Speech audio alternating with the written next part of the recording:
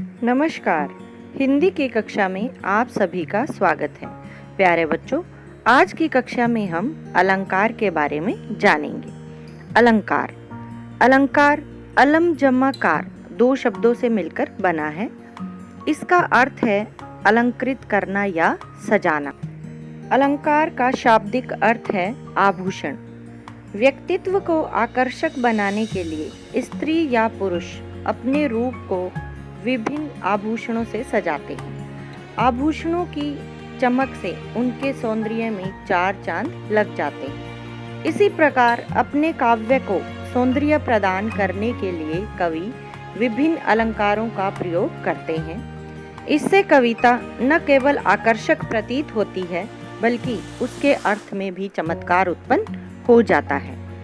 काव्य के संदर्भ में अलंकार स्वयं सौंदर्यवर्धक आभूषण नहीं होते, अपितु काव्य के सौंदर्य को बढ़ाने वाले सहायक तत्व होते हैं। इसी प्रकार हम अलंकार को भी परिभाषित कर सकते हैं कि काव्य की शोभा बढ़ाने वाले तत्व अलंकार हैं, या यूं कहें काव्य को शोभायमान बनाने वाले तत्व अलंकार कहलाते हैं। आगे हैं अलंकार के भेद। प्यारे बच्चों, साहित्य का सीधा संबंध शब्द और अर्थ से होता है, इसलिए अलंकार भी शब्द और अर्थ के द्वारा ही काव्य की शोभा में अभिवृद्धि करते हैं तथा सामान्य कथन में चमत्कार उत्पन्न करते हैं। शब्द और अर्थ के सौंदर्य से सुसज्जित कविता सीधे पाठकों के हृदय में उतर जाती है। कहीं शब्द के प्रयोग से काव्य में ध्वनि तत्व का समावेश होता है, तो कहीं अर्थ के चमत्कार के कारण कविता सदियों तक जनमानस में लोकप्रिय बनी रहती है। इस प्रकार अलंकारों के दो भेद होते हैं, शब्दालंकार और अर्थालंकार। शब्दालंकार जहाँ किसी कथन में शब्दों के माध्यम से सौंदर्य परिलक्षित होता है, वहाँ शब्दालंकार होता है। परिलक्षित का अर्थ है जो स्पष्ट रूप से दिखाई दे। प्यारे बच्चों, कविता में शब्दों के प्रयोग से ध्वनि के साथ यानी ध्वन्यात्मकता के साथ अद्भुत चमत्कार भी उत्पन्न होता है। कविता में प्रयोग किए गए इन शब्दों के स्थान पर यदि उन्हीं के पर्यायवाची शब्द लिख दिए जाएं, तो यह सुंदरता एवं चमत्कारी गुण समाप्त हो जाता है। इस उदाहरण के माध्यम से समझने का प्रयास कीजिए। तरनी तनुजा तट तमाल तरुवर बहुछाए। अब इस पंक्ति में त वर्ण की बार बार आवृत्ति से अद्भुत नाद सौंदर्य अर्थात ध्वनि सौंदर्य उत्पन्न हो रहा है। यदि इस पंक्ति के स्थान पर इन्हीं शब्दों के पर्यायवाची शब्दों को लिख दिया जाए, तो इस पंक्ति का स्वरूप कुछ इस प्रकार होगा। सूर्यपुत्री यमुना के किनारे तमाल के बहुत से पेड़ छाए हैं। कहने का भाव यह है कि अब जो पहली पंक्ति में ध्वनि सौंदर्य उत्पन्न हुआ था, इस पंक्ति में वो चमत्कार उत्पन्न अभी नहीं हो रहा है। यहाँ शब्दों के कारण सौंदर्य उत्पन्न हुआ है, इसलिए यहाँ शब्दालंकार है।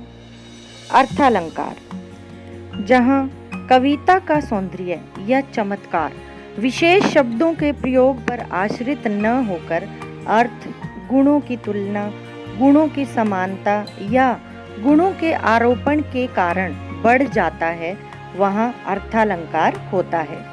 इस भेद के अंतर्गत अर्थ का सौंदर्य इतना प्रभावशाली होता है कि शब्द स्वयं ही उस अर्थ को गरिमा प्रदान करते हैं। इस उदाहरण के माध्यम से समझने का प्रयास कीजिए। उदित उदयगिरी मंच पर रघुवर बाल पतंग विकसई संत सरोज सब हर्षय लोचन भृंग। प्यारे बच्चों, इस उदाहरण में धनुष भंग करने के लिए श्री राम बाल सूर्य के समान मंच पर प्रकट हुए। उन्हें देखकर संतों का सरोज रूपी यानी कमल रूपी मन खिल उठा और उनके नेत्र रूपी भंवरे प्रसन्न हो गए। इस अर्थ को रूपक के माध्यम से स्पष्ट किया गया है। तुलसीदास जी ने बड़े ही मनोरम ढंग से प्रकृति के मधुरतम रूप को श्री राम के मंच पर आने की घटना से जोड़ा है। यहाँ अर्थ का सौंदर्य है, इसलिए यह अर्थालंकार का उदाहरण है। अब आगे है शब्दालंकार के भेद। शब्दालंकार के 3 प्रमुख भेद हैं, अनुप्रास अलंकार, यमक अलंकार और श्लेष अलंकार। आइए अब इन्हें विस्तार से जान लेते हैं। सबसे पहले है अनुप्रास अलंकार। जहाँ पर एक ही वर्ण की बार बार आवृत्ति के कारण चमत्कार उत्पन्न हो, वहाँ अनुप्रास अलंकार होता है। उदाहरण के माध्यम से समझने का प्रयास कीजिए। कालिंदी कूल कदम की डारन। दूसरा उदाहरण है चारु चंदर की चंचल किरणें। और तीसरा है रघुपति राघव राजा राम। इन उदाहरणों से स्पष्ट हो रहा है कि वर्ण की आवृत्ति से शब्दों में ध्वन्यात्मकता उत्पन्न हो रही है। इससे काव्य पंक्तियों में विशेष प्रकार का सौंदर्य या चमत्कार उत्पन्न हो रहा है। पहली पंक्ति में क, दूसरी में च और तीसरी पंक्ति में र वर्ण की आवृत्ति हो रही है, इसलिए यहाँ पर अनुप्रास अलंकार है। दूसरा अलंकार है यमक अलंकार। यमक शब्द का अर्थ होता है दो, दोहरा, जुड़वा आदि।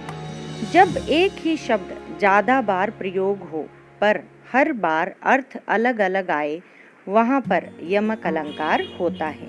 प्यारे बच्चों, यमक अलंकार को याद रखने का एक सूत्र भी है जो इस प्रकार है। वही शब्द पुनि पुनि परई, अर्थ भिन्न ही भिन्न। या यूं कहें, शब्द एक कई अर्थ बताए, यमक छवि वहीं पर छाए। उदाहरण देखिए। पहला है काली घटा का घमंड घटा। प्यारे बच्चों, यहाँ पर घटा शब्द 2 बार प्रयोग हुआ है, परंतु दोनों भी ही बार इसका अर्थ अलग अलग है। पहला अर्थ है बादल और दूसरा अर्थ है कम होना। अगला है रति रति शोभा सब रति के शरीर की। रति रति का अर्थ है जरा जरा सी और दूसरा अर्थ है कामदेव की पत्नी। अगला है जेते तुम तारे तेते नभ में न तारे हैं। पहला यहाँ पर तारे का अर्थ है उद्धार किया और दूसरा है सितारे। इसी तरह हमारा अगला उदाहरण है कनक कनक ते 100 गुनी मादकता अधिकाय, वह खाए बौराए नर यह पाए बौराए।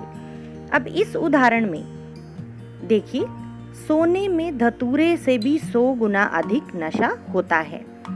धतूरे को खाने से मनुष्य पागल अर्थात नशे का अनुभव करता है और सोने को प्राप्त कर लेने मात्र से नशे का अनुभव करने लगता है। यहाँ पर कनक शब्द का 2 बार प्रयोग हुआ है, परंतु प्रत्येक बार उसका अर्थ भिन्न भिन्न है। पहले कनक का अर्थ यहाँ पर धतूरा है तथा दूसरे कनक का अर्थ सोना है। अतः इन उदाहरणों से स्पष्ट है कि यहाँ पर यमक अलंकार का चमत्कार है, यानी यहाँ पर यमक अलंकार है। अगला अलंकार है श्लेष अलंकार। श्लेष का अर्थ होता है चिपका हुआ। जहाँ एक ही शब्द के एक से अधिक अर्थ निकले, वहाँ पर श्लेष अलंकार होता है।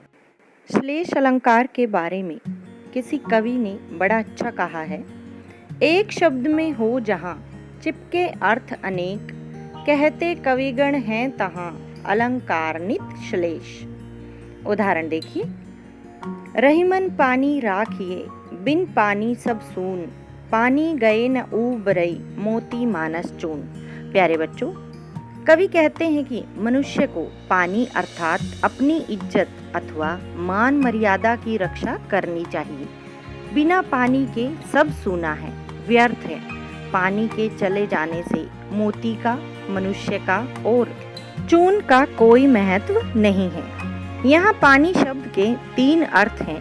मोती के पक्ष में पानी का अर्थ है चमक, मनुष्य के पक्ष में पानी का अर्थ है इज्जत और चून यानी आटे के पक्ष में पानी का अर्थ जल से लिया गया है। दूसरा उदाहरण देखिए। कोघटी या वृषभानुजा वे हलदर के वीर। वृषभानुजा शब्द के यहाँ पर 2 अर्थ हैं। एक अर्थ है राधा और दूसरा अर्थ है बैल की बहन अर्थात गाय। हलदर शब्द के भी यहाँ पर 2 अर्थ निकलते हैं। हलधर यानी हल को धारण करने वाले किसान और दूसरा अर्थ यहाँ पर बलराम से लिया गया है। तीसरा उदाहरण है, पी तुम्हारी बास तरंग आज बौरे भौरे सहकार।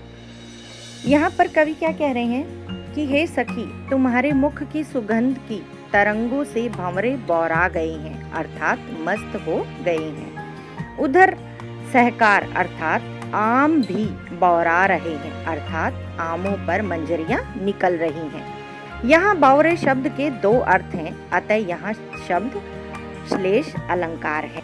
इस वीडियो में हमने शब्दालंकार व उसके भेदों के बारे में जाना। अगली वीडियो में हम अर्थालंकार के बारे में बात करेंगे। धन्यवाद।